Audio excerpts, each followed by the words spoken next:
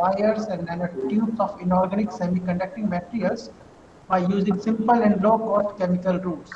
He received many prestigious fellowship, Young Scientist Outstanding Work Presentation by Material Research Society Japan, and he also participated in the meeting of Nobel of Laureates in Lindau, Germany. He is a fellow of Maharashtra Academy of Sciences and a member of Institute of Physics, UK. He is also associated with Indian Science Congress, Indian Association of Physics Teacher, Material Research Society of India. He has been nominated for Santi Swarup Bhatnagar Award in 2018 by Director VNIT. He has published more than 160 papers in peer-reviewed international journals. He has supervised 13 PhD scholars and 4 are ongoing.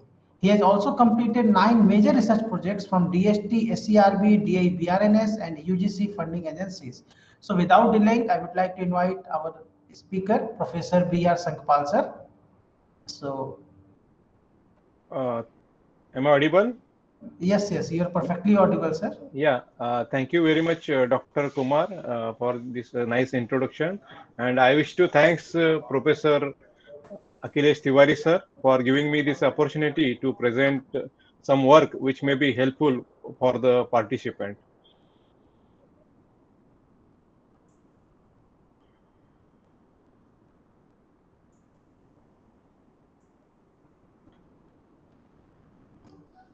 Slide is visible, sir? Yeah, it's good. Okay.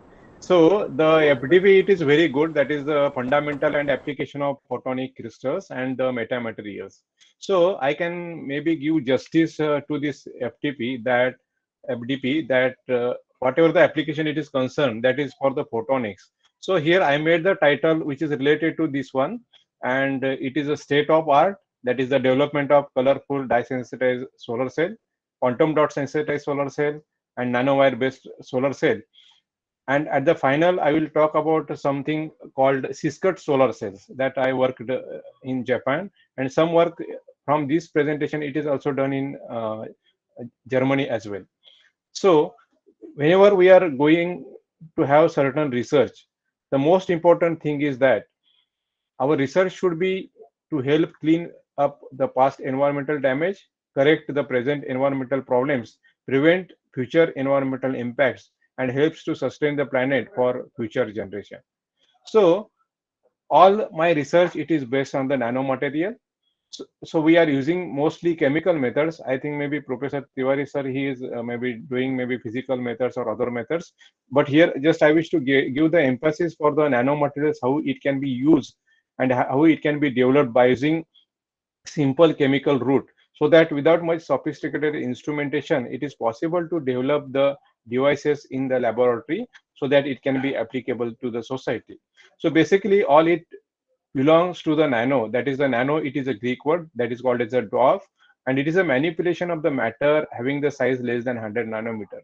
So we can also think about the quantum dots, that the size particle maybe you can think maybe less than 10 nanometer or maybe 5 6 nanometer it may be there.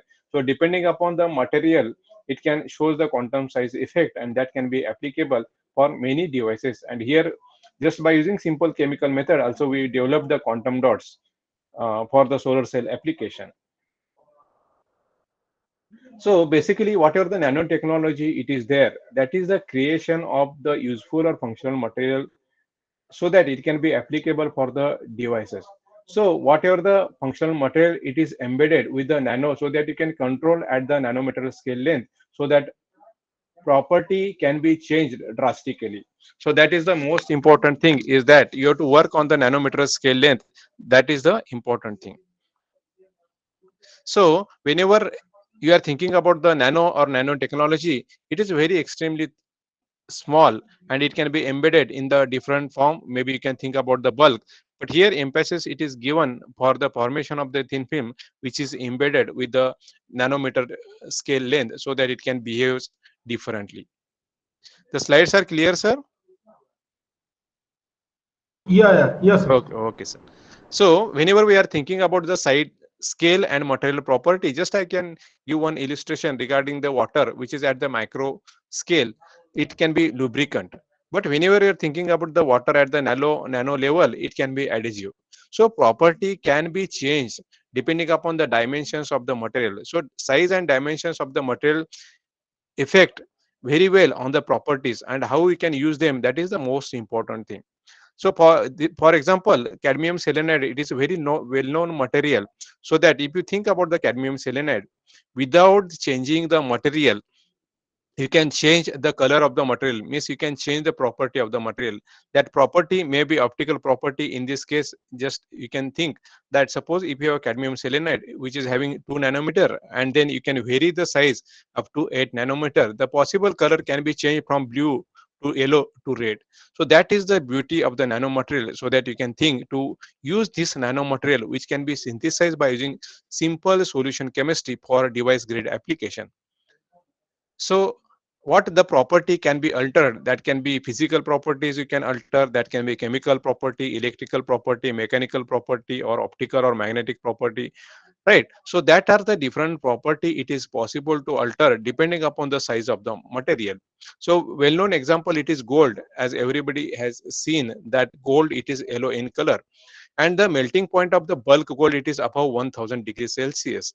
But if you take the gold and reduce the size of the particle, that is the radius of the particle, less than 3 nanometer, the melting point can be drastically reduced to its half value of the original one. So you can go up to maybe 600 or 500 degrees Celsius. So just by changing the size of the particle, just you can vary the melting point. And that is the beauty of the nanotechnology you can use for different device grade application. And in this concern, it is for the solar cell.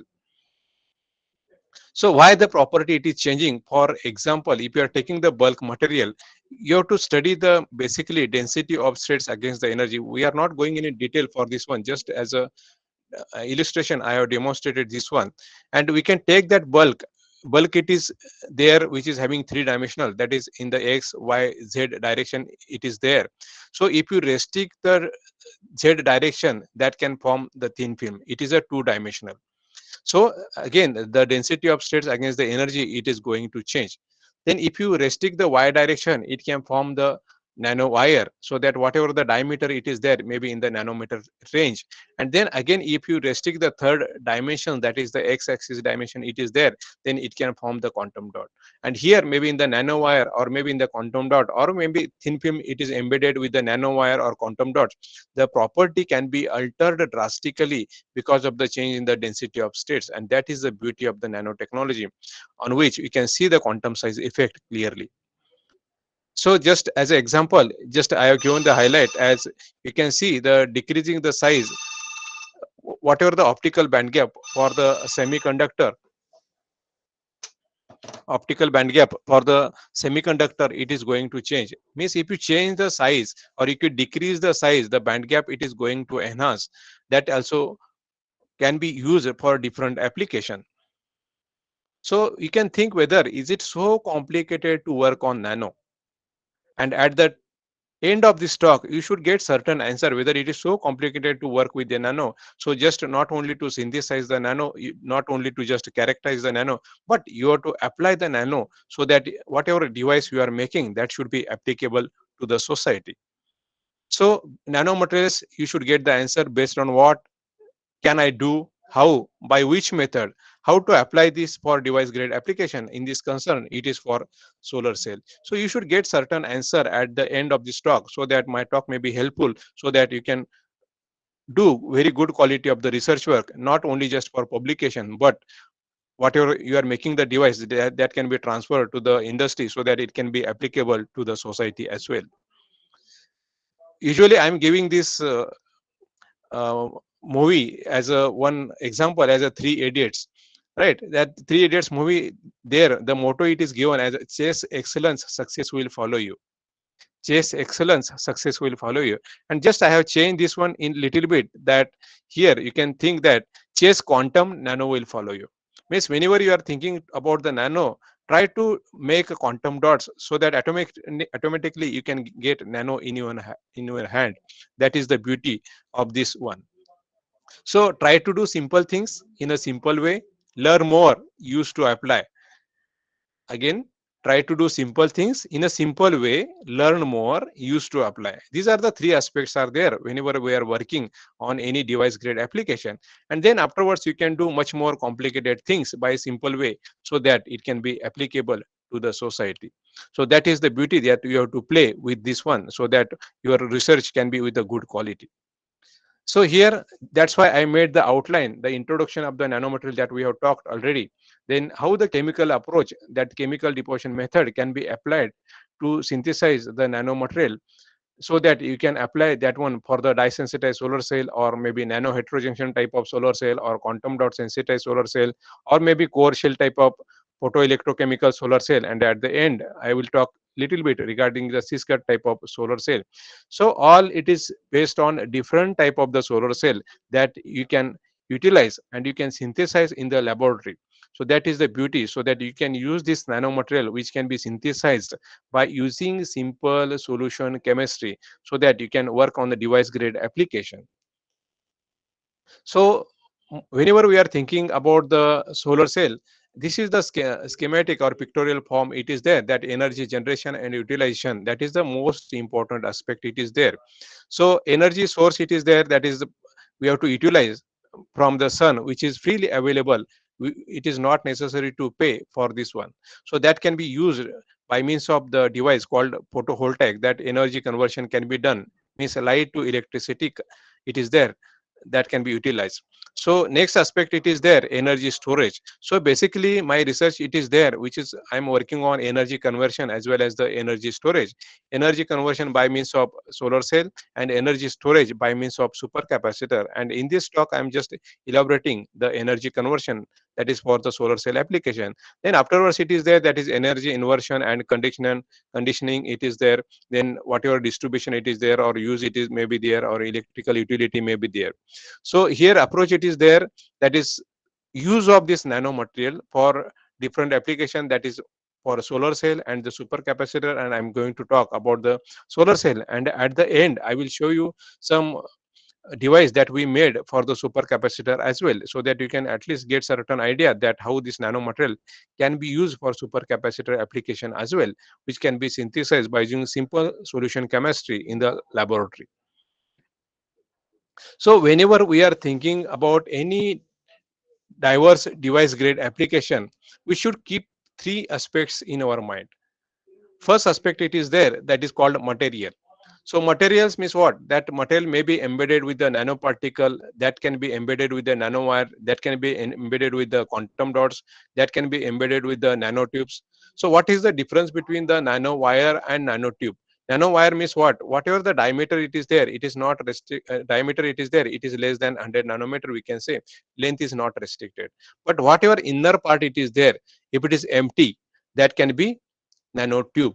And there is also new aspect, it is coming out as a core shell type of structure, that may be in the nanowire form. Means inside it is a one material on which you can coat another material on that one, so that it can form core and shell type of morphology, where you can do certain junction, that may be n type with p type, or nn junction, or pp type junction. So that can be applicable for the different application. So I will also demonstrate that one, how this nanomaterial, or maybe in the nanowire form, it is possible to deposit by using simple solution chemistry. Not only to that one, it is equally possible that you can form the core shell type of morphology. And also it is equally important to have the quantum dots by using simple solution chemistry, that is called CLR method. I will demonstrate that one, so that that simple method, it is applicable to synthesize the nanoparticle, nanowire, quantum dots, nanotubes, or core shell type of nanomorphology. So this belongs to the materials. The next thing is that the process. So whatever the process it is there, the process is called, it is methods. So method of the preparation. So method of the preparation, each method it is having its advantage and disadvantage. For example, if you are thinking about the physical method is costly, but on the other hand, very good purity material can be synthesized by using physical method. But where the restriction is there for the cost of the equipment, you can go for the simple solution chemistry. So whenever you are thinking about any process, the process should be low cost, simple, and whatever the material that you are going to utilize for that process and for the development of material, that raw material should be easily available. So at the end, you can make that process and you can deposit that material, so that property can be tuned. That property may be thermal, electrical, mechanical, optical. This property can be altered by using the process parameters and the materials that having the forms means what, either it may be nano particle form or nano wire form or quantum dot form may be there, so that at the end you should have a certain device in your hand. The most important thing whenever we are doing the research should not be restricted to the only paper only, so that at least you should get satisfaction out of that one. This paper publication, it is one part, but whenever your device it is working well and you are demonstrating that device, then it is very good, so that you can get the satisfaction out of that one.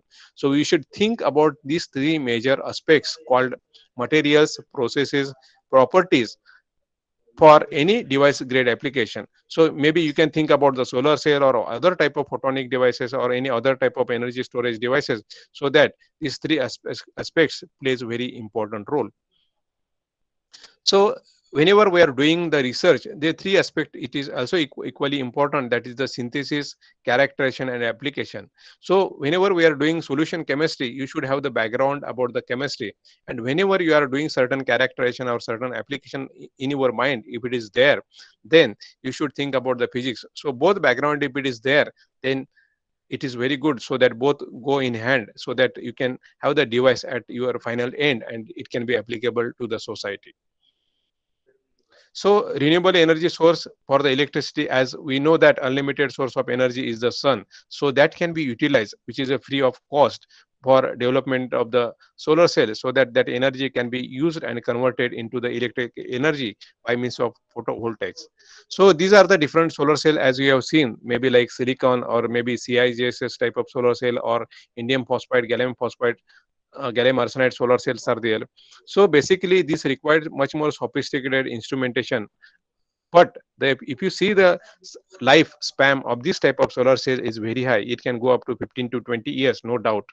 But where area is not restricted, there we can use certain solar cell, although efficiency may be lower. Because if you think about the solar cell, which is maybe silicon or CIGSS type of solar cell, efficiency, no doubt it is very high, it is more than 10%.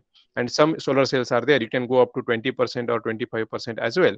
And new solar cell it is coming up called as a perovskite type of solar cell, but it is also limited because of the its lifespan, because the utility at the end it should be there for many years, then and then only it will work, although efficiency it is more than 20%. So that should be very stable. That is the most important issue may be there whenever we are fabricating the solar cell. So here I will give you certain idea that how the dye sensitized solar cell it can be constructed, it can be worked by using simple solution chemistry. So energy conversion by means of solar cell. So solar cell, just I said, cost may be low, method should be easy and accessible, and raw material should be easily available. Because suppose I am thinking to develop the silicon type of solar cell, the I need sophisticated instrumentation, clean room environment. So initial cost issue may be higher. So in that case, we can think about the chemical method where raw materials are easily available, accessible, that can be used to develop the solar cell in your laboratory, so that you can think for the use as a domestic, because it should be used generously, should be attractive if it is there, and it should have the long term stability, then it is very great. So before going to in detail about the dye sensitized solar cell, we can see how this solar cell works. That is simple PN junction solar cell. Sir, can you see the animation? Hello. Yes, sir, it is visible, sir. Okay, sir. Thank you.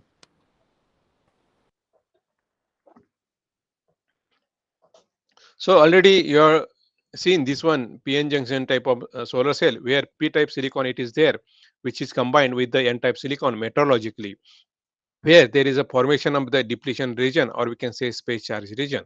So this is on the basis of energy band diagram how we can understand simple PN junction solar cell.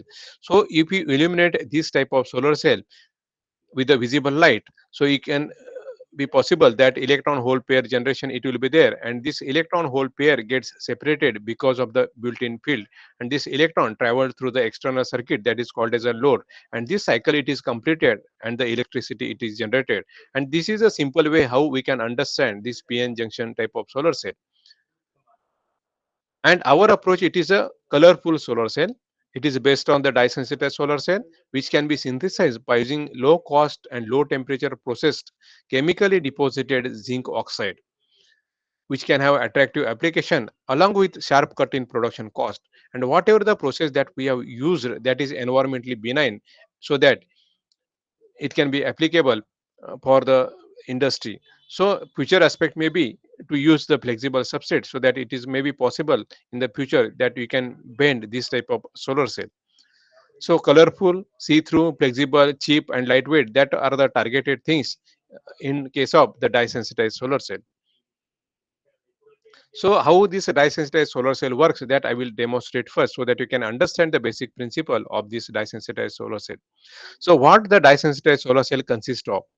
Here you should have the TCO as a layer. TCO means what? It is a transparent conducting oxide. It is a transparent conducting oxide coated on the glass substrate. So glass, it is amorphous, which is non-conducting. So it can be made conducting by giving thin layer of the TCO, that is called as a transparent conducting oxide, which can be fluorine doped tin oxide called as a FTO. You may heard about that one, or maybe ITO, indium doped tin oxide. So that conductivity can be changed for the upper layer of the glass. And glass, it is transparent, so that you can illuminate with the light, so that this conducting layer it is used to deposit certain materials. In this case, this dye sensitized solar cell, the standard material, it is a titanium dioxide. So here the bigger balls you have just seen in this pictorial form, as these are the TiO2 balls are there. So these are in the nanometer scale length. So these are the nanoparticle of the TiO2. So usually Degussa company, that is a P25 nanomaterial, it is used for TiO2. So TiO2, as it is wide band gap. Wide band gap means what? Having the band gap greater than 3 electron volt. It is a N type conductivity, it is there. So most important criteria inside the dye sensitized solar cell, that interconnection of the nanoparticle should be there. So that you can utilize this interconnection of the nanoparticle with very high surface area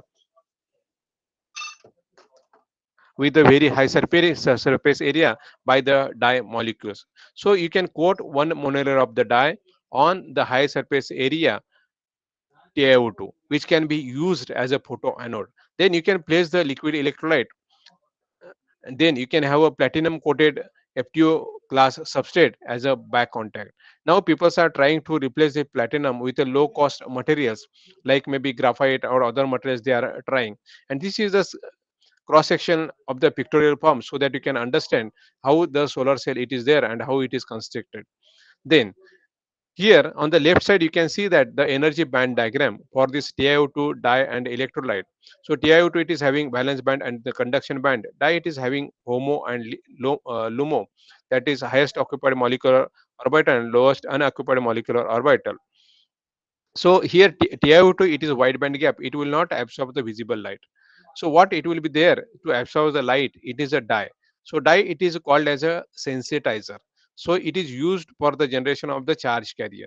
So usually one molar of the dye it is coated on the TiO2, that is the high surface area TiO2 it is there. So what you have to do, whenever illumination of the light it is there, the light it will pass through the TiO2, which is wide band gap. It will fall on the dye molecule, that is only one molar of dye it is there, which is coated on the TiO2. So dye, this light excites the electron within the dye, and this electron it will transfer to the conduction band of the TiO2. The idea is that whatever energy level of the dye it is there, upper energy level of the dye it is there, it should be higher than the conduction band of the TiO2. That is the basic requirement it is there for the dye which has to be going to be used. And for TiO2, ruthenium based dyes are mostly used. And whenever we are using zinc oxide, carboxylic group having dye, it can be used. Then after illumination, this whatever the charge carrier it is there, it will be transferred to the conduction band of the TiO2, and this electron it will be transferred through the external circuit to the iodide present, that is the electrolyte present inside this dye sensitized solar cell. And this also it is called as a photoelectrochemical solar cell, where you are placing the liquid electrolyte.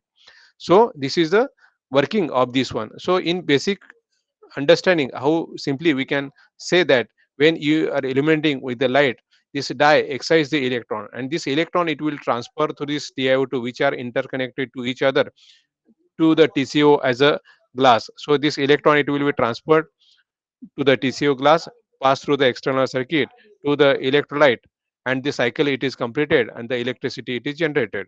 So here the highest world record efficiency it was achieved 11% by using TiO2 in 1991 by Professor Michael Gradzel, and now it is reached almost to 13%.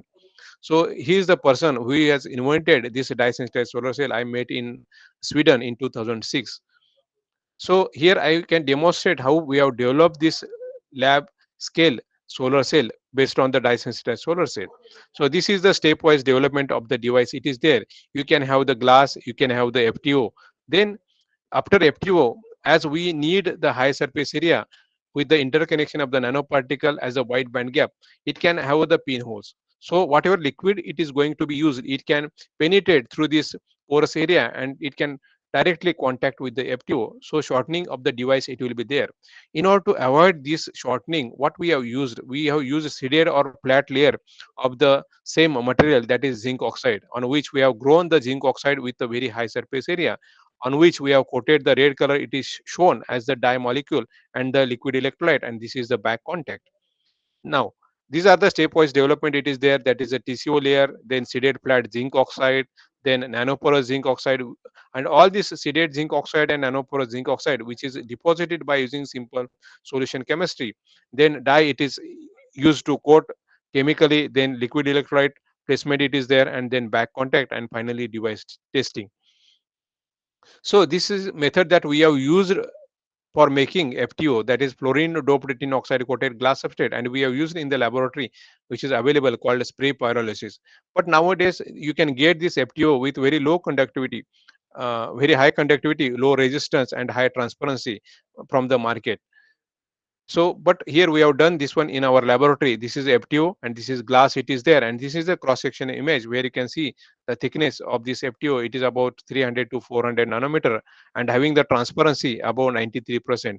And here you can see the difference, that this is glass and this is FTO coated glass substrate having the transparency 93%.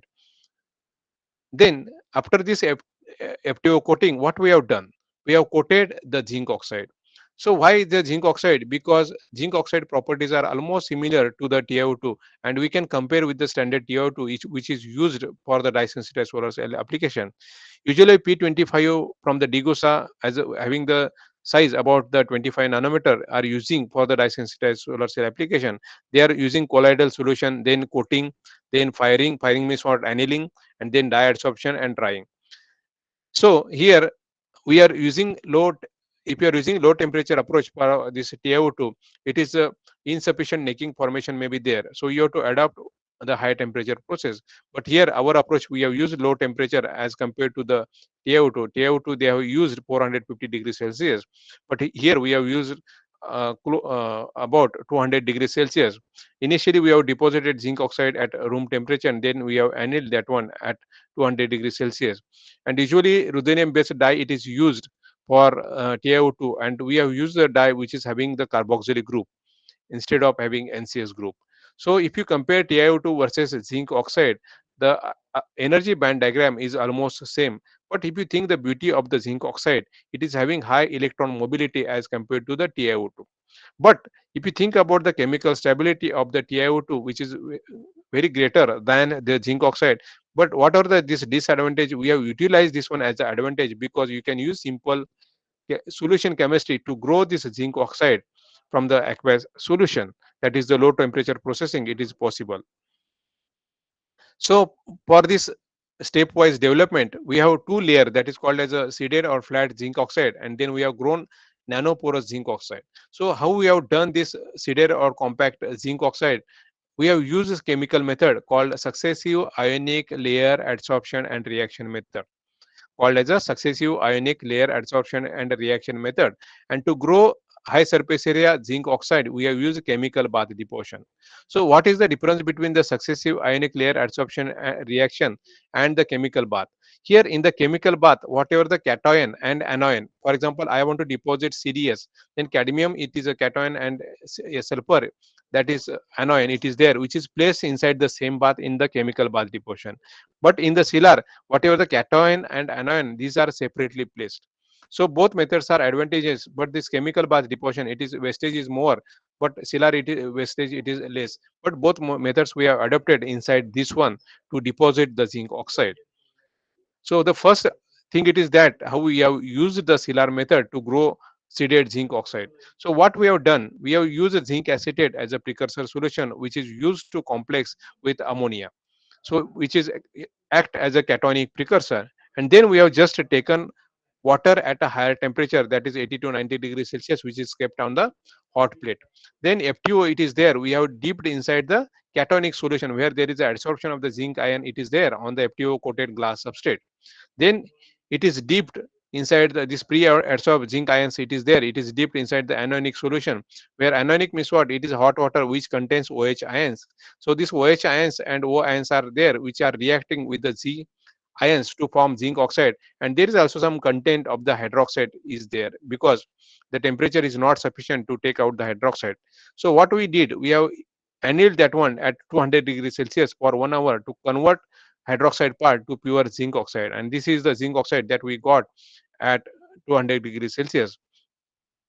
So here we received the zinc oxide with the hexagonal Urdjah structure for this one, so which is a seeded zinc oxide. And this you can see the morphology of the seeded zinc oxide nanoparticle, so that these are act as a seed layer to grow further nanoporous zinc oxide. And here you can see it is very uniformly coated, but the whatever the orientation it is there, you can see it is a C axis orientation, it is there because 002 direction of the plane it is observed inside the XRD. You can see this one because it is having orientation along 002, means whatever the orientation, that is called growth perpendicular to the FTO substrate.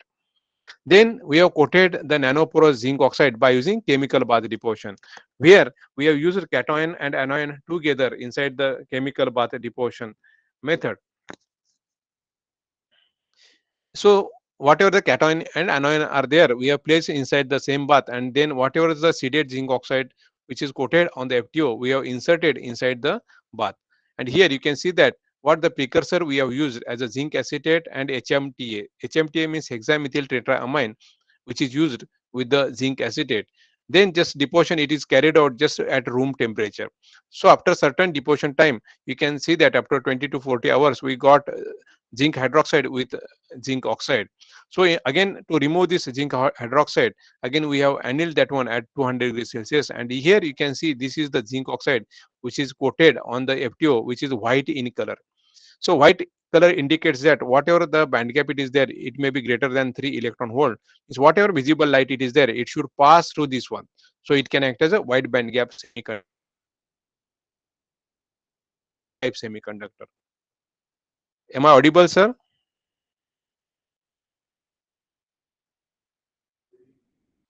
Hello. Yes, sir, you are audible.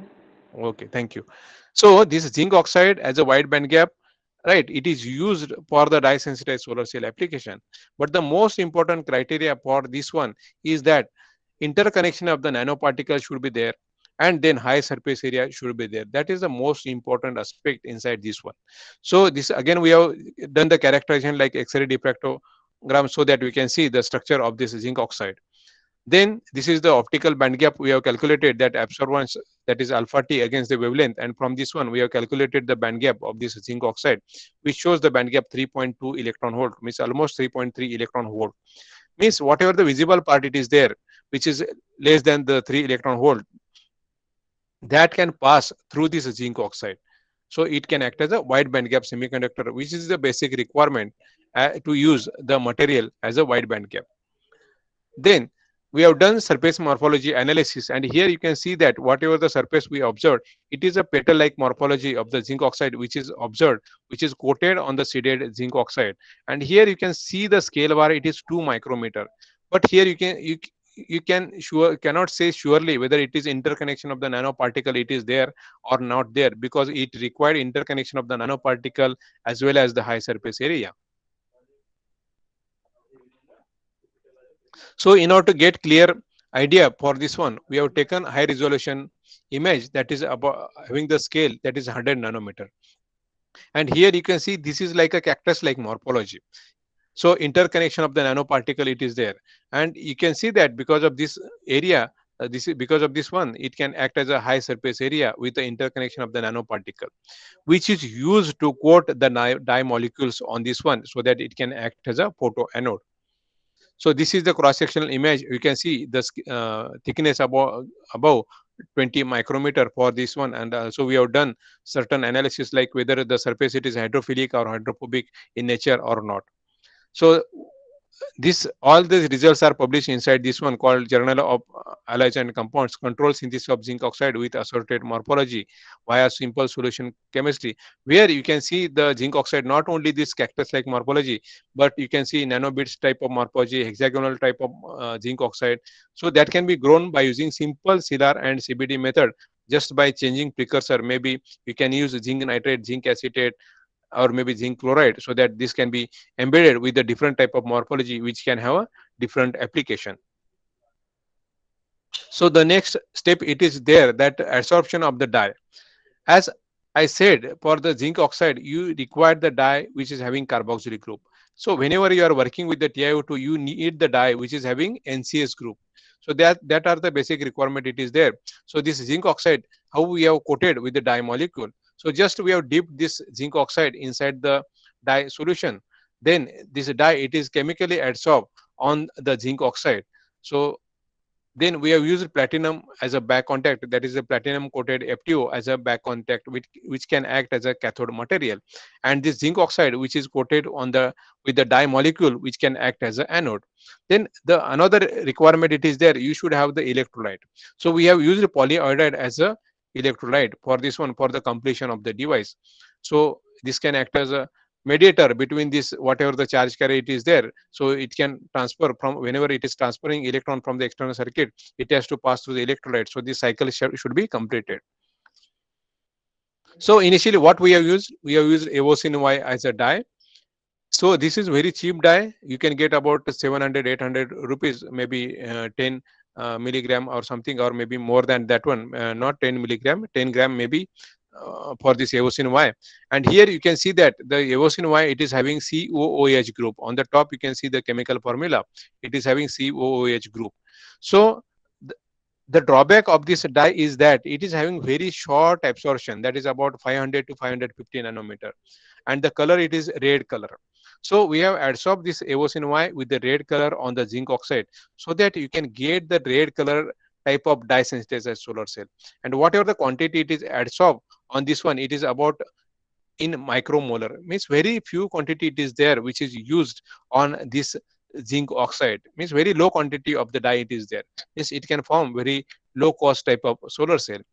So this is absorption of this only dye, and this is a zinc oxide where we have adsorbed this evosin Y as a dye.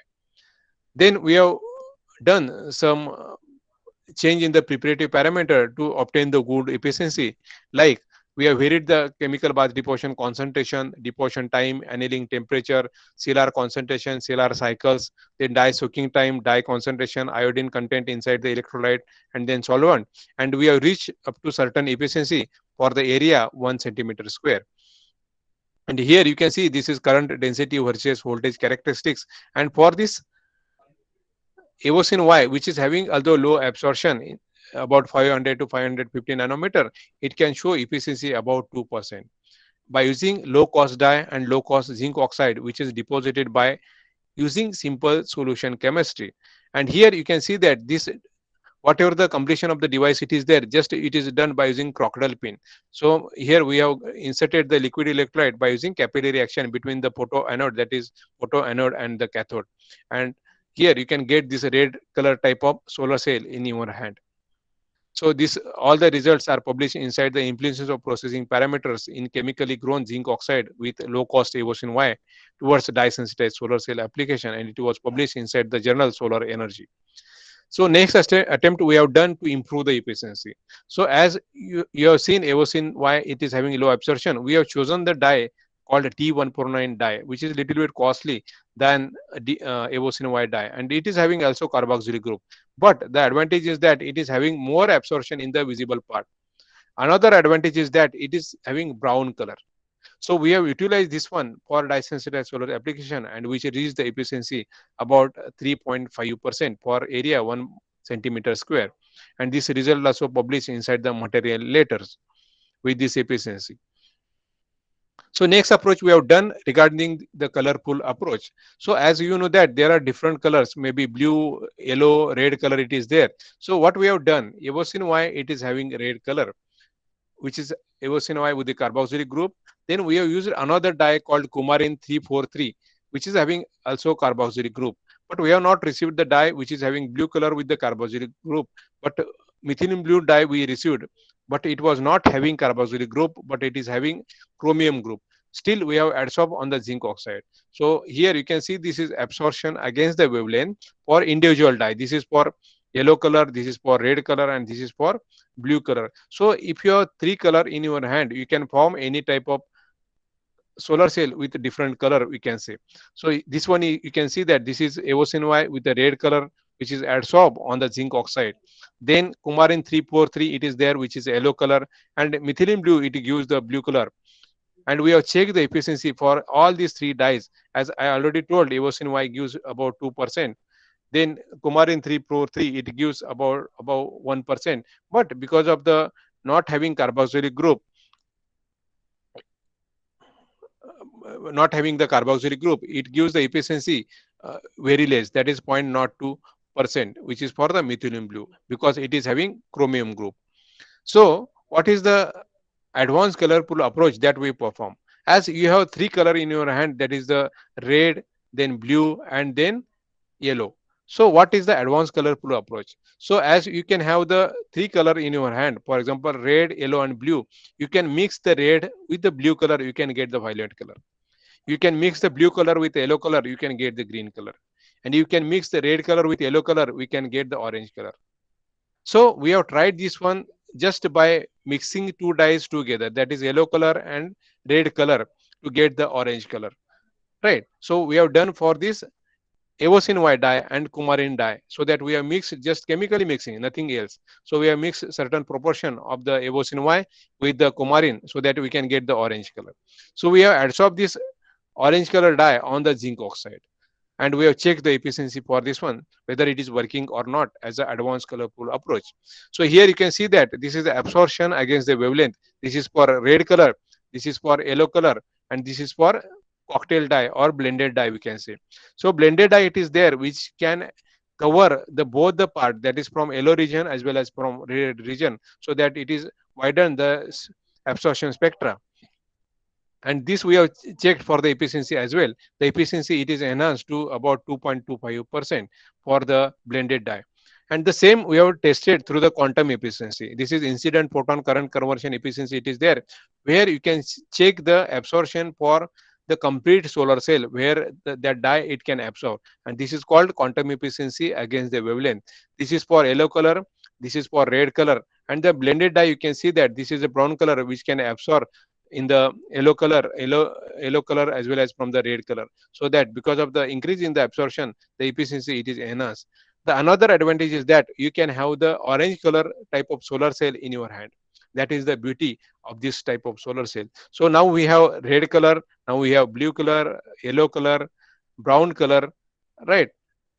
So that can be used as a solar cell application. Not only this one, we have tried other dyes like rhodamine B, rose bengal, then mercurochrome we have tried, N719 dye, which is having NCS group also we have tried on the zinc oxide, and each dyes it is having its own absorption, so that it can give different efficiency. And this first photo you can see that this is zinc oxide with a white color. Whenever it is absorbing the different dyes like Evosin Y, rhodamine B, it gives a different color, so that it is possible that you can have a different color solar cell in one hand, although efficiency may be different. So what is the advantage of this one? As you can see that efficiency is not so comparable to the silicon. It is very less as compared to the silicon or other type of solar cell. But what is the beauty of this one? Beauty is that you can have the colorful approach. Means what? Whenever you have area which is not restricted, maybe wall is it is there or roof tile it is there, you can coat this type of solar cell where area is not restricted. Means that should be in contact with the sunlight. So dual purpose you can use that one, conversion of the light to electricity, and for the attractive application as well. So that's why we made certain thing that is called basic idea advanced approach, that is the efficiency boost, and we are published inside this journal of photochemistry and photobiology, so that you can have the colorful solar cell. So achievement it is there. What we have done, this is just that we have calculated the efficiency, but you should get the satisfaction only when your device it is working well. And so here we have run this digital watch as well as the calculator. What we need 1.5 volt. So each Evosin wide die coated zinc oxide cell, it gives 1.5 volt. So we have connected in series these three devices so that we can get 1.5 volt. So we have taken out the battery from this one and we have connected this device, but here you can see this is just clamped with the crocodile pin, so it is not perfect sealing as well, right? So just we have placed the liquid electrolyte in between the photoanode and cathode, and this connected in series gives 1.5 volt, and we have run the digital watch as well as digital calculator by using simply lab made solar cell, by using simple solution chemistry. So here maybe you can see the video how it is working, that you can get the more satisfaction about this one. Can you see, sir, this video? Yes. Yeah, please. Yeah, I It can is, play with this one. Just check whether it is working or not from your end. yeah, it's working. Yeah, this is in dark and this is in light. This is in dark and this is in light. So this is simple solar cell that we have constructed by using simple solution chemistry by using zinc oxide. So you should get the better satisfaction for this one. I can play once again.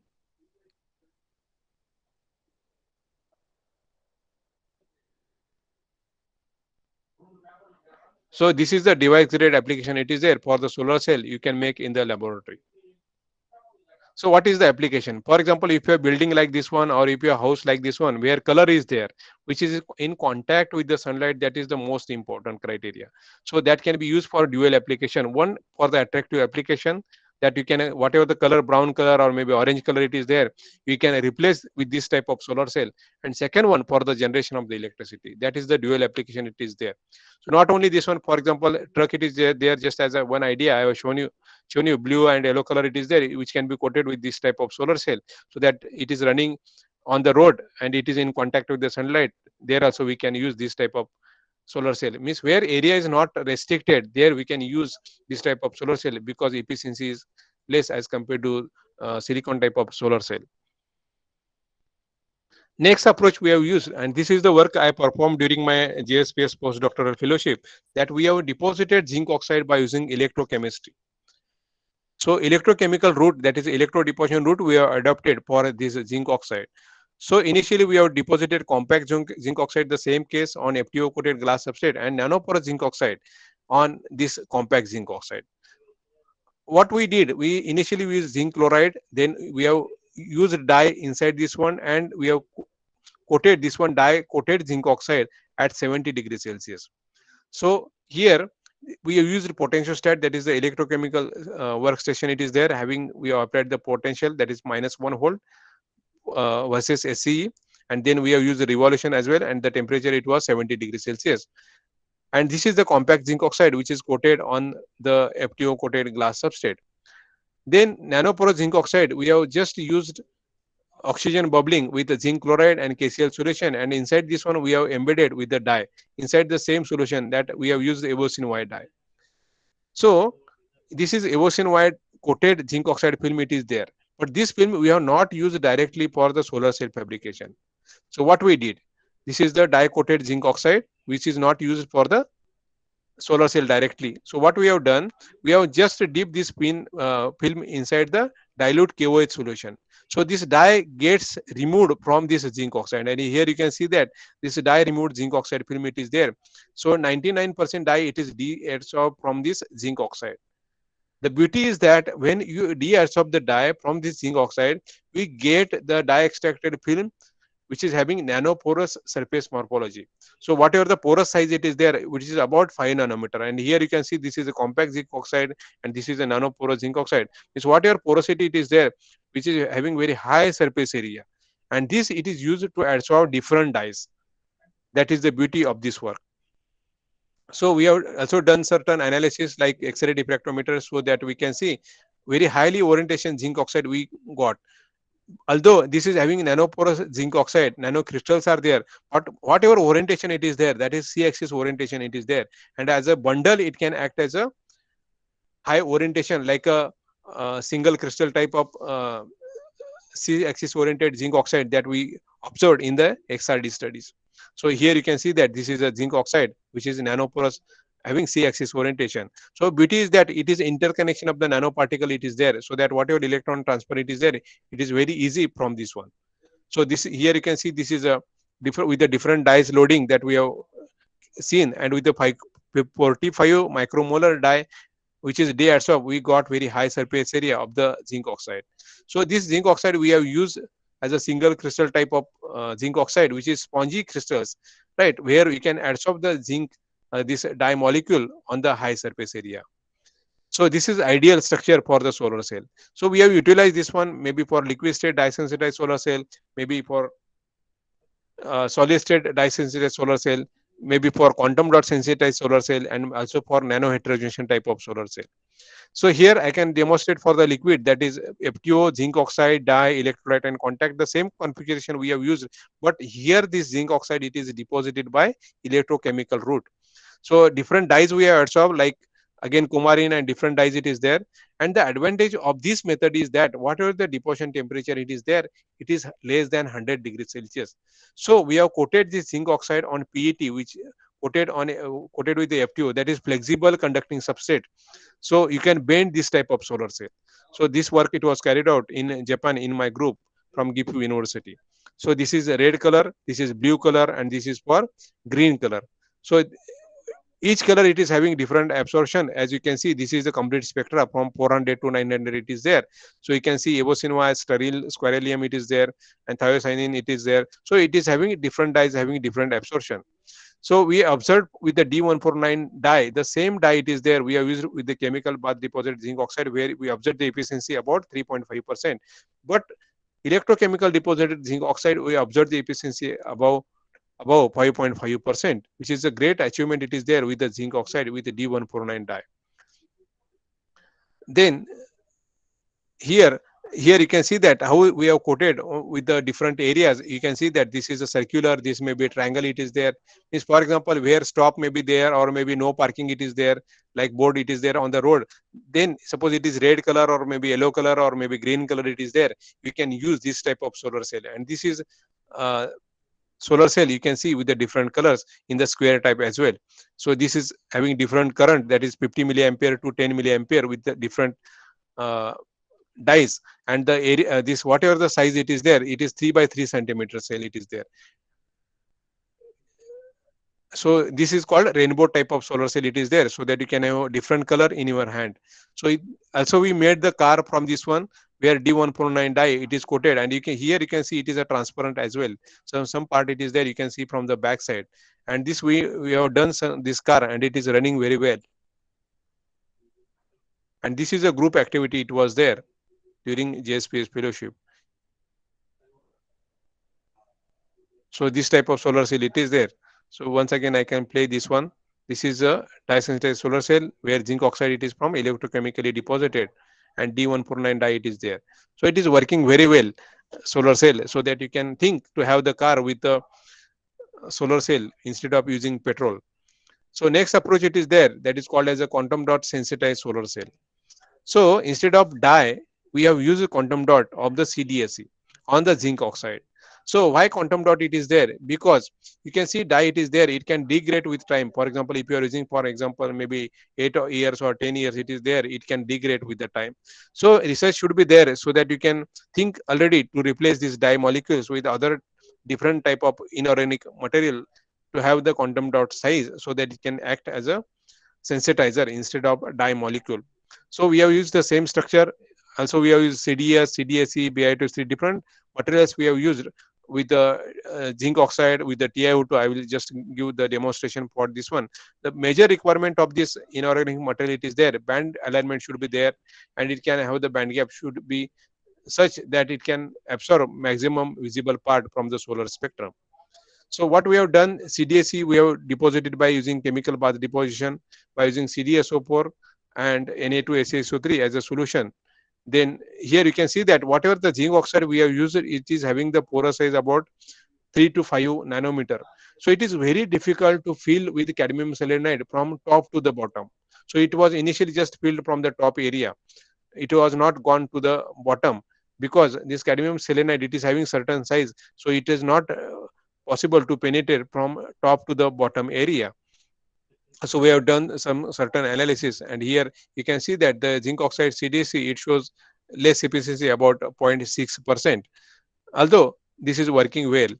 So next one, we have done certain solid state and solid state dye sensitive solar cell, because in the previous one we have used electrolyte which can degrade with the time as well. So instead of that one, we have thought to use copper thiocyanate as a p type, as a whole conductor.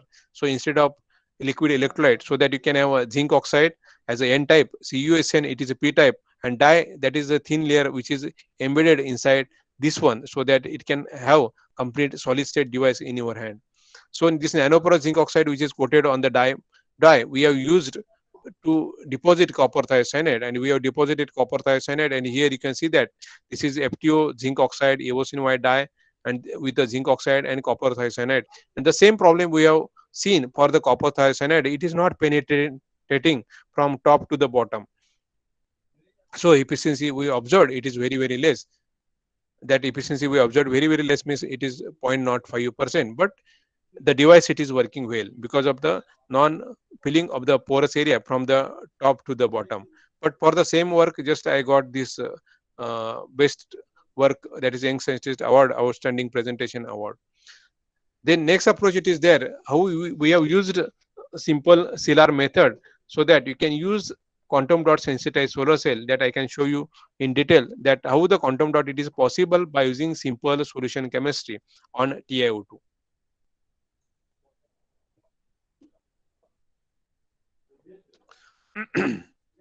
So for this one, we have used glass, FTO, and TiO2, and then CDS, that is a cadmium sulfide.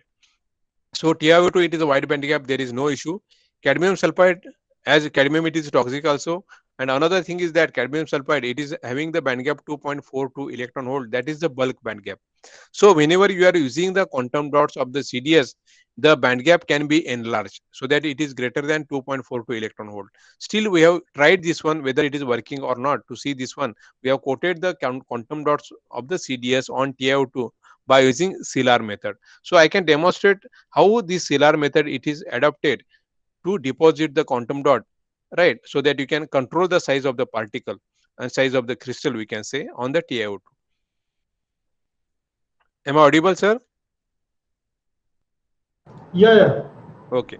So what we have used TiO2, which is P25 from Digosa company. Then we have coated with the spin coating technique, right? So you can just have the gel of the TiO2 and then coat on the FTO, and then you can have the spin coating, so that because of the spinning, you can coat certain layer of the TiO2 on the FTO. And this is the SEM image, that is the, with the scale bar, you can see it is a 500 nanometer, very uniformly coated with a very high surface area. And these are the P25 TiO2, it is there from the Digosa, so that the particle size, it is about about 25 nanometer, and the surface area above 56.42 meter square per gram. So this we have used to act as a wide band gap semiconductor as a TiO2, where quantum dots of the CDS, it is deposited by using CLR method. CLR, that is called as a successive ionic layer adsorption and reaction, where you can place the cation and anion separately. So for the CDS, what we have used, cationic as a CdSO4, anionic precursor as Na2S. Then FTO coated with the TiO2, we have dipped inside the cationic solution, where cation gets adsorbed, means CD2 plus ions gets adsorbed on this one, and then it is rinsed inside the H2O, that is called as the ion exchange water, means whatever unadsorbed ions are there, that can be removed, and then this CD2 plus ions are there when you dipped inside the Na2S solution, where anions are there which are freely available. So CD2 plus, it will react with H2 minus ions, so that you can get one monolayer of the CDS on your TiO2. This completes one CLR cycle. So advantage of this method is that whenever you stop this cycle, the growth rate, it will be controlled. Means, for example, you required 1 cycle, 10 cycle, 50 cycle. So whenever you are stopping that one, the thickness is final. So whatever the thickness, depending upon the thickness required, you can give the number of cycles. So this is 1 cycle, you can repeat maybe 10 cycle, 20 cycle as you required, so to increase the size of the particle. So it is called as a well controlled process that you can use, called as a CLR method. So for this one, I said you can use maybe cadmium acetate with sodium sulfide for this one to deposit CDS on the TiO2. So here, this is a spin coated TiO2, it is there, on which we have coated 8 cycle, 13 cycle, 15 cycle, 20 cycle CDS, it is there. So these are the number of variation that we did for the cycles, means we have varied from 8 cycles to 20 cycles. And here you can see that whether with the increasing the cycle, the size of the particle, it is going to increase or not. So this is X-ray diffraction pattern, it is there. From this one, we have calculated the particle size by using well-known Scherer's formula, and with increasing the cycle, you can see the particle size goes on increasing.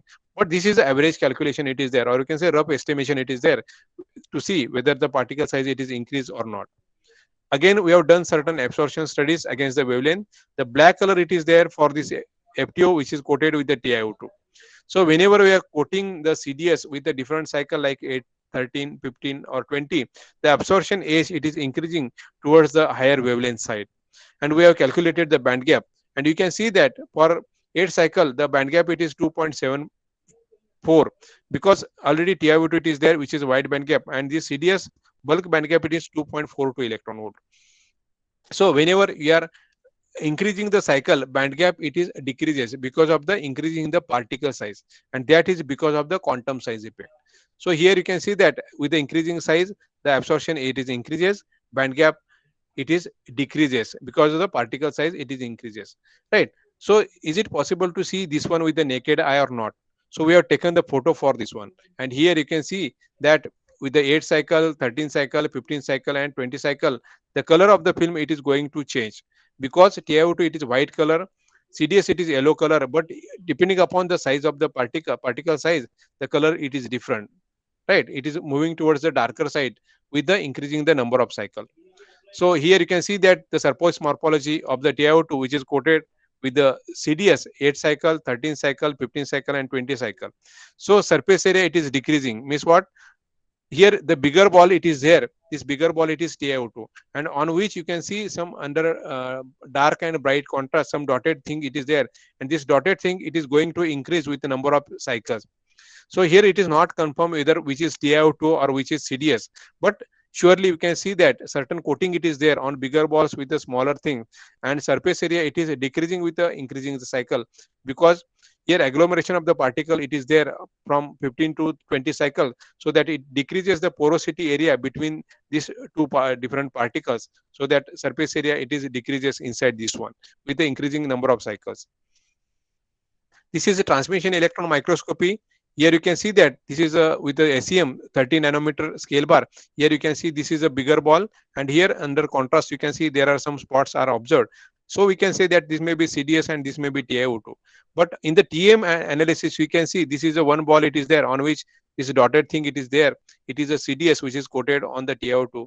But still we are not sure that whether this is CDS and this is TiO2 or not. So better confirmation, it is required where we have taken high resolution transmission electron microscopy images. So here you can see that this is a HRTM analysis with the 5 nanometer scale bar, right? And here you can see these are different lines are there. These are actually atomic planes. These are actually atomic planes. So it is possible to calculate the interplanar spacing. So that is the d spacing, and you can use 2d sin theta equal to n lambda, so that it is possible to have the HKL planes for this one. So from this one, it is not confirmed whether which is TiO2 and which is CDS. So how to confirm this one? So just you can see that the bigger ball it is there, having the size about 25 nanometer, the orientation it is same, and it is for TiO2. And the smaller dots are there, having the size about 4 to 5 nanometer, this one, this one, this one, and here it can be increased to 7 nanometer because of the agglomeration of the particle. So here you can see it is closely equal to 5 nanometer, it is there, which is for CDS. So we have, here you can see that once again, to visualize clearly, here you can see that you can see clear difference between the TiO2 and the CDS. And here we have calculated the interplanar spacing, which is 0.24 nanometer for CDS and 0.34 nanometer for TiO2, which is having 101 plane. That is Anatas TiO2, it is there. So finally, we have utilized this one for the solar cell application with the electrolyte. And here you can see that the efficiency we observed, it is about 0.6%, although CDS, it is wide band gap. Wide band gap means what? Having the band gap greater than 2.42, and still for the 20 cycles, the band gap it is greater than 2.6 electron volt. Still, it is working, and the efficiency it is about 0.6%. It is there, and also we have calculated the flat band potential and other parameters like series and shunt resistance as well.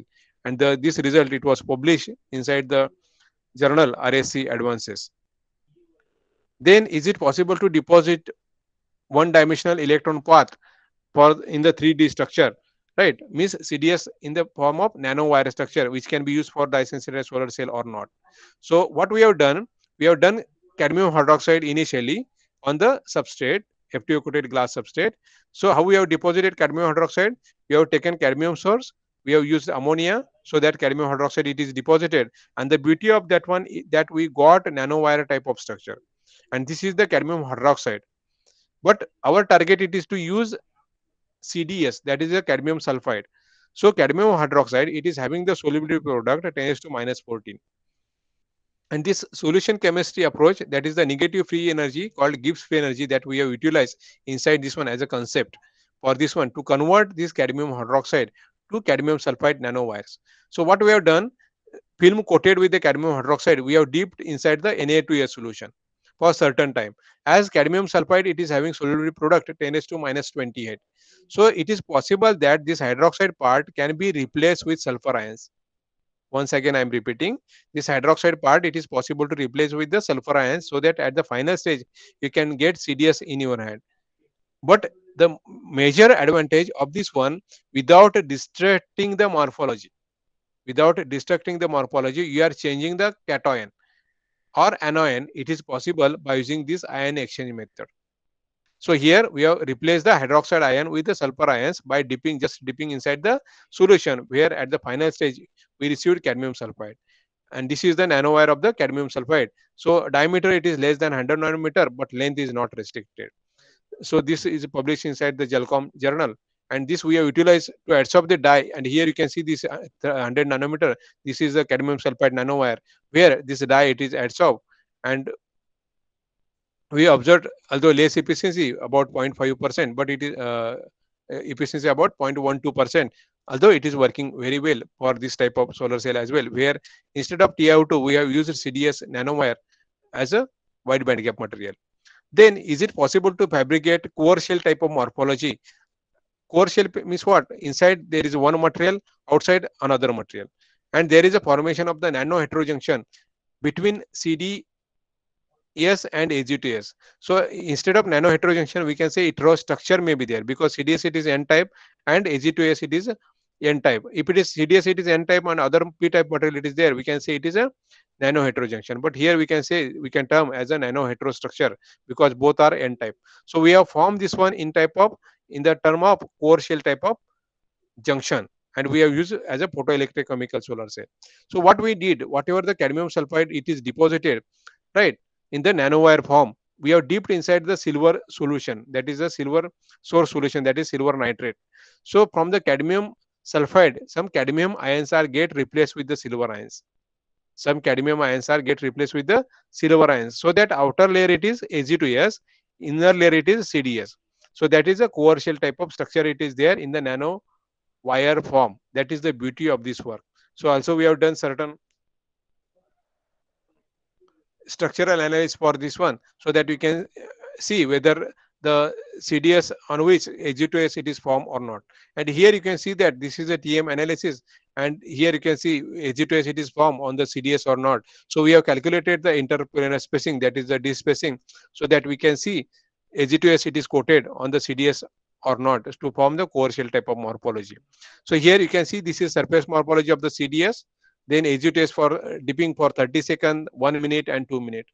So with the increasing the time, you can see that there is a change in the outer structure of the CDS. So that here you can see the more dot it is observed because of the exchange of the cadmium with the sulfur ion, with the silver ions. So silver can go inside and cadmium can go outside. So inner part it is cadmium sulfide, no doubt, that is act as a core, and silver sulfide it is a shell on the CDS nanowire. So this structure it is core shell type of morphology it is there.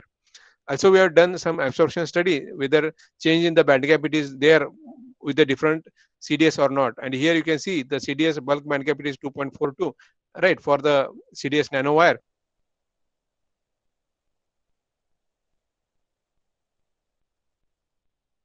It is replaced with the silver, so that form the shell on the CDS. So inner part it is same CDS, outer part it is Ag2S. Also we have done certain XPS analysis to see whether Ag2S it is deposited or not, and we have seen because sulfur it is common from CD as well as CDS as well as Ag2S. So what to do the identification is the silver. So with the increasing time, you can see that the silver peak it is going to increase and the cadmium peak it is going to decrease, because XPS is the surface analysis it is there up to certain nanometer. So we have done in-depth analysis for this one, and here you can see that this is FTO, CDS flat, then CDS porosity is there, then it is converted with the Ag2S which is having core shell type of morphology, and we have checked this one with the complete device with the liquid electrolyte, and it is working very well, and we observed the efficiency about 0.29%. So CDS nanowire it gives the efficiency 0.1%, but when we form the core shell it gives the efficiency about 0.3%, and this is the external quantum efficiency against the wavelength for this type of solar cell. So this was also published inside the Journal of Collide and Interface Science, which is having impact factor about 7 to 8, I think. So next approach it is there, Ciscut solar cell. This work it was carried out in Germany during my postdoc fellowship. So inside this one company was there from the Frankfurt. They were depositing Ciscut and they were depositing copper iodide by using spraying the copper iodide at higher temperature. So what we used the copper iodide by using simple CLR technique. So initially this is copper indium disulfide on the copper tape which is flexible. So from this strip it is possible to make module which can be bendable. So you can see here back contact, these are the German words, then copper tape, copper indium disulfide which is absorber, copper iodide as a buffer layer, and zinc oxide as a back contact. So our target was to replace this copper iodide which is deposited by spraying at a higher temperature because it was toxic, to deposit copper iodide by using simple solution chemistry. It was done in Germany, just remember. So here you can see that whatever the structure it was formed, Ciscut, copper tape, indium deposition by electrodeposition, sulfurization, copper sulfide it is there, it is removed, then annealing, then copper iodide by spraying, then edge formation, then zinc oxide deposition, and then module formation. So our target was there to deposit this copper iodide instead of by using spray pyrolysis, to use the CLR method. So we use CLR method to deposit copper iodide. Why CLR method? Because it is used adsorption and reaction, right? So initially Ciscut it is there, it is flexible, you can pass through different beakers. We have used complex copper sulfate so that you can get copper plus, and here for complexing we have used Na2S2O3 as a complexing agent so that you can get copper plus ions. So initially copper, that is Ciscut, we pass through the beaker for the adsorption, then ion exchange, then chemical reaction with iodine, so that copper iodide can be formed on this one. So it is flexible, so that you can use the CLR method, that is the dipping process it is there, that is the adsorption and reaction process it is there, so that it is possible to deposit copper iodide on cis cut. So we have done characterization for this one. This is the copper indium disulfide, which is deposited on the copper tape. This is copper iodide deposited on the copper indium disulfide. You can see it is a nanocrystalline in nature. That is small particle. It is there, having the size less than 100 nanometer. And this we have used for the solar cell application, which shows the efficiency 4%. And there copper iodide, it was showing the efficiency 7%. It's almost we have done room temperature CLR method to deposit copper iodide instead of spraying at higher temperature, that is 150 degrees Celsius from acetonitrile, which was toxic. We have deposited copper iodide at room temperature, which shows the efficiency above 4%. And this was also published inside the thin solid film. So this was the last thing it is there. So just I wish to how much time it is there, sir? So you have 10 to 15 minutes. Okay, so just within 5 minutes I can just highlight the supercapacitor work. Yeah, please. Okay, so this is for generation of the electricity from light. So next approach that also we are pursuing at present, that is the energy storage by means of supercapacitor. So here we can see that we have done some liquid state supercapacitor, that is using the liquid, as well as we have done certain solid state supercapacitor. So what we have done, we have used stainless steel which is available in the market, which is a flexible. So very thin stainless steel it is there, having certain grade we have utilized. Then we have coated carbon nanotube on the stainless steel. So the supercapacitor means what? Having the energy storage device, right, which lies between the capacitor and the battery, which lies the parameter like power density and energy density, that of the capacitor and that of the battery. Because as you know that battery it is there, major problem whenever you are thinking about a whole system, that is the solar cell and the battery, so that it can be used for many applications. The major problem not for the solar cell, because solar cell can, for example, if you use the silicon or different type of gallium arsenide type of solar cell, it can run up to 15 to 20 years, no doubt. But the major issue it is there with the battery. So battery can run up to 3 to 4 years. So major research it is going on to replace this battery with a different type of maybe lithium ion battery, or maybe fuel cell, or maybe for a supercapacitor. So nowadays people are trying to replace these batteries with a supercapacitor, means to have the higher energy density supercapacitor. So it is possible maybe in the future to replace this battery, right? That is the idea. So work it is going on, many researchers are working on the supercapacitor. And supercapacitor not only having the application like in maybe just a household battery, but it can have a certain application where flexible electronics it is there, many electronic devices there, supercapacitor also it is going to be used. In China, Shanghai also, they have run bus on the supercapacitor, but it is based on the liquid cell. It's liquid it is there.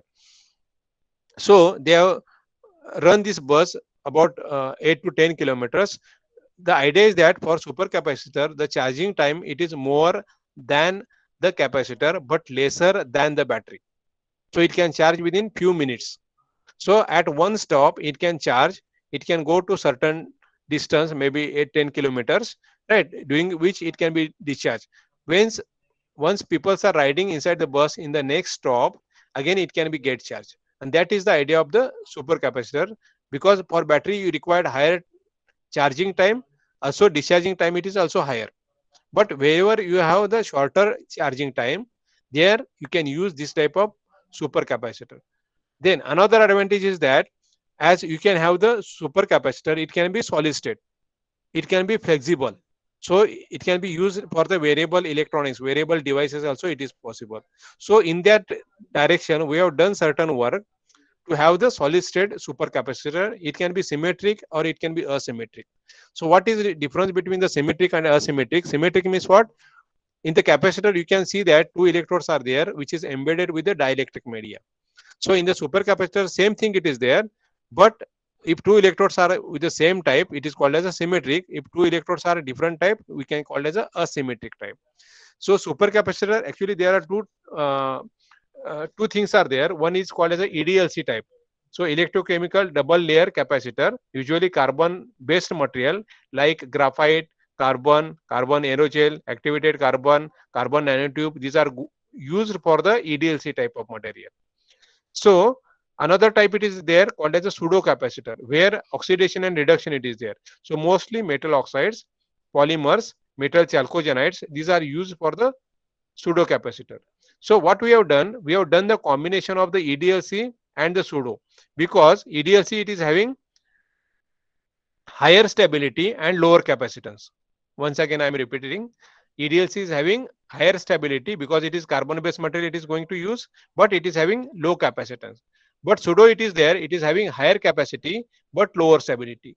But if you make the dual storage mechanism, that is the combination of EDLC and pseudo, right, advantage of the both can be gained, that is called as a material mutualism is there, so that you can take the advantages of the both from the EDLC as well as the pseudo, that we have adapted inside this one. So here you can see that stainless steel which is coated with the carbon nanotube.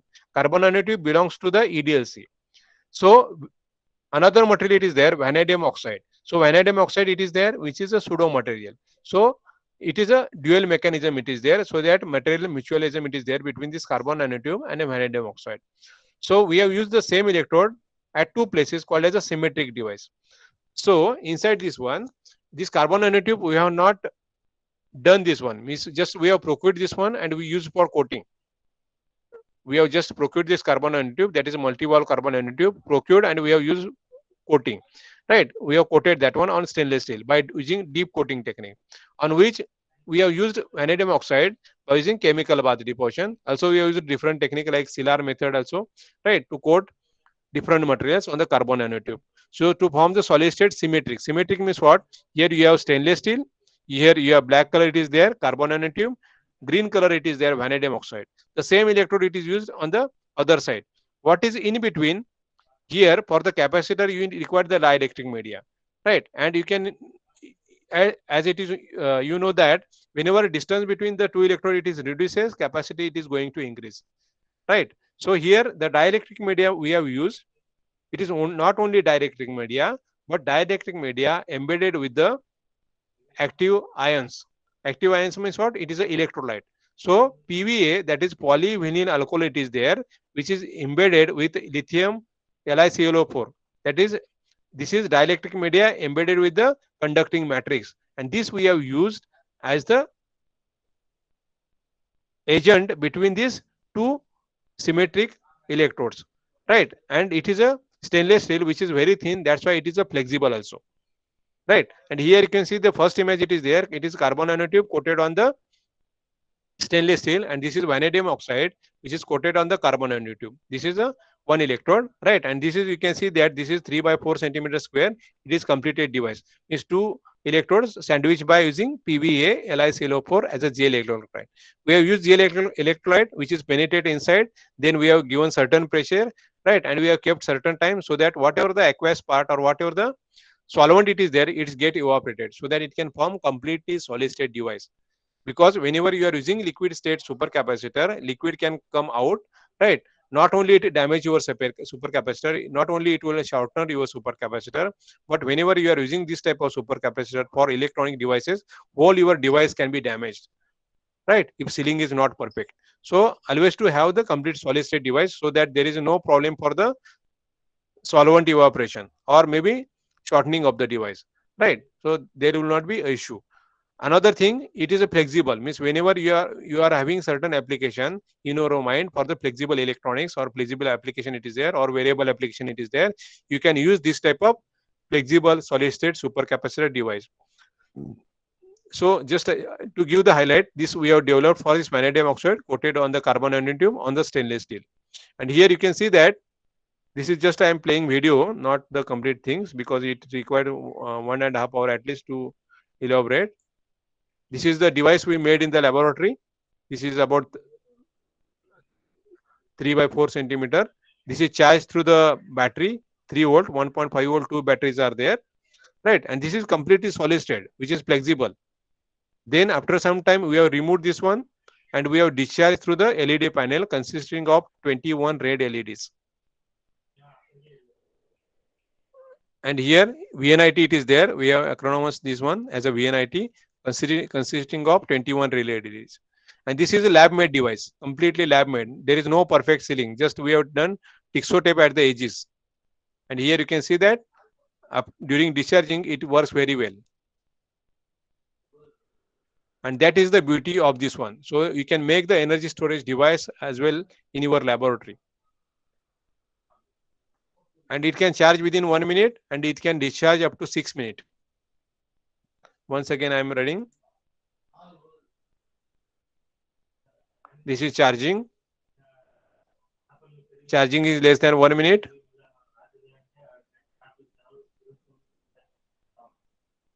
Sir, video is visible. Yeah, it's been fine.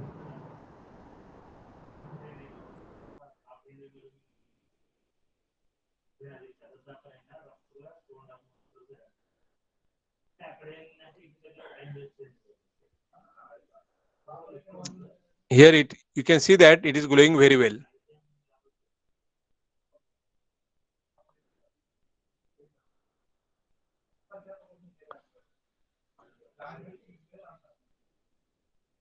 Yes, next slide I will show you. The same thing, I demonstrated this one in a DST meeting in New Delhi. That is flexible solid state supercapacitor, and this whole work belongs to the Technology Mission Division project from DST. And here you can see that the same device we have used to run small fan.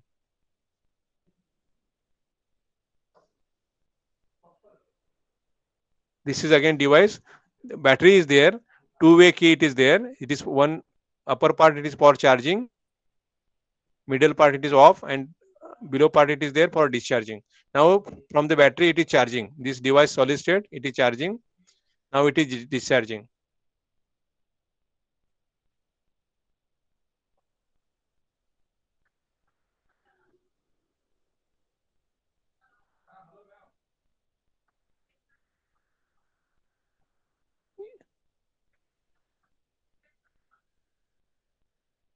You can see that it is running very well. This is complete solid state device.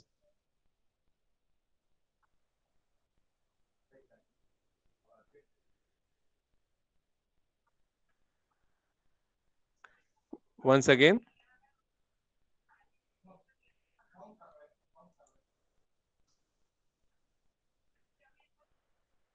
And here it is possible to bend this device. This is now charging.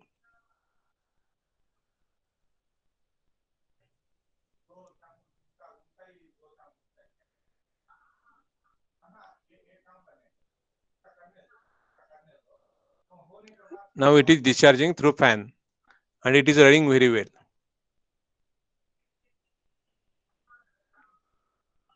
So if you are working not only for the publication, but if you are working for the device and you are demonstrating that device, you will get more satisfaction from this one.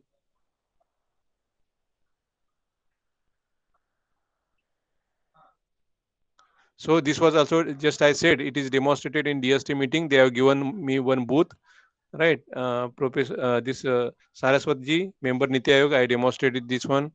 Professor Ashutam Sharma, sir, Secretary DST, and Rao sir from that is director from IIT Delhi. I demonstrated inside this booth that device it is working well, complete solid state device.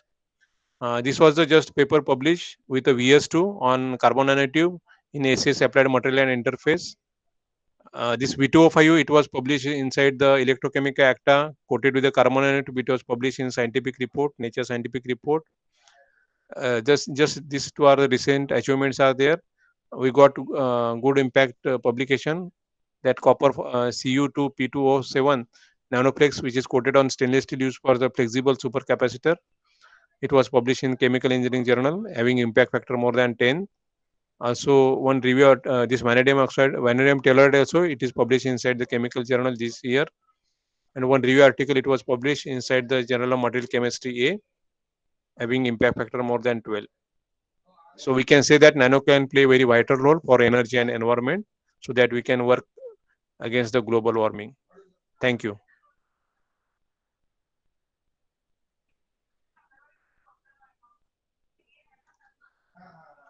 Yes, sir. Any questions?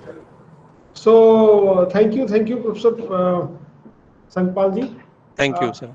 Please, if anyone have a question.